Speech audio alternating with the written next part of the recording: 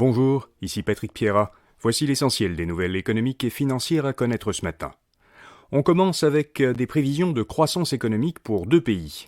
D'abord, le Canada. Le directeur parlementaire du budget, un haut fonctionnaire fédéral, revoit à la baisse, par rapport à octobre dernier, ses prévisions de croissance pour cette année et pour la suivante. Il prévoit désormais une croissance de seulement 1% pour l'ensemble de cette année 2023 et de 1,6% pour 2024.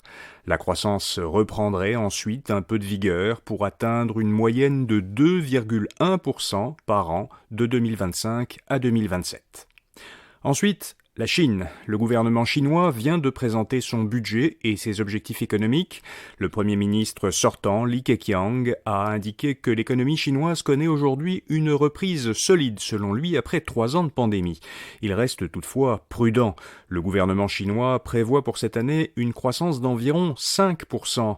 C'est beaucoup par rapport à ici, mais ce serait l'une des plus faibles des dernières décennies en Chine, à l'exception des dernières années de pandémie.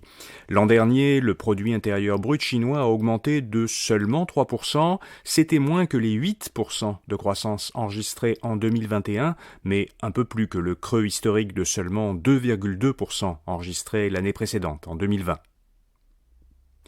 Les États-Unis dominent encore la recherche en intelligence artificielle. Malgré les efforts de recherche que plusieurs pays, dont la Chine, ont intensifiés ces dernières années, les États-Unis demeurent largement en tête. Une firme de conseil néerlandaise a relevé, de 2020 à 2022, les 100 articles scientifiques concernant l'intelligence artificielle qui, chaque année, ont été le plus souvent cités dans d'autres publications scientifiques. Plus des 2/3 de ces articles les plus cités provenaient des États-Unis, contre environ un quart de la Chine.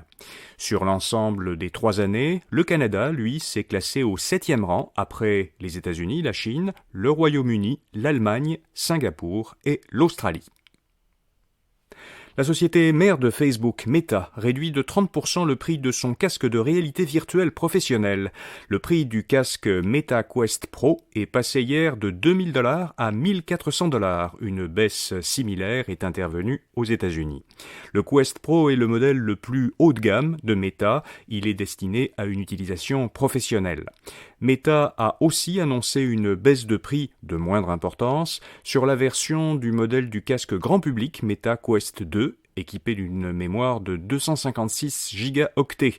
La version de base avec une mémoire de 128 gigaoctets reste au même prix. Et puis comme chaque lundi, InfoBref vous fait découvrir une jeune entreprise québécoise innovante. Aujourd'hui, Bridger, une jeune pousse montréalaise qui facilite le travail des sociétés qui vendent des services de conseil à des organisations. Qu'il s'agisse de conseils en stratégie, en technologie, en finance ou dans un autre domaine, les services de ces sociétés reposent sur le travail d'individus experts, leurs consultants. Or, non seulement chaque consultant travaille un peu à sa façon, mais en plus, ils doivent passer du temps hors de leur domaine d'expertise à gérer des procédures internes et des rapports. Bridger a conçu un logiciel pour aider les sociétés de conseil à coordonner et faciliter le travail de leurs consultants en automatisant certaines tâches administratives répétitives pour libérer un peu de leur temps. Apprenez-en plus sur l'innovation qu'apporte le logiciel Bridger dans l'article que nous lui consacrons aujourd'hui à infobref.com. Voilà, vous savez l'essentiel. Pour un tour d'horizon de l'actualité générale au Québec et dans le monde, écoutez notre autre balado quotidien, Actualité InfoBref. À demain matin pour un prochain bulletin de nouvelles économiques InfoBref à faire. Bonne journée.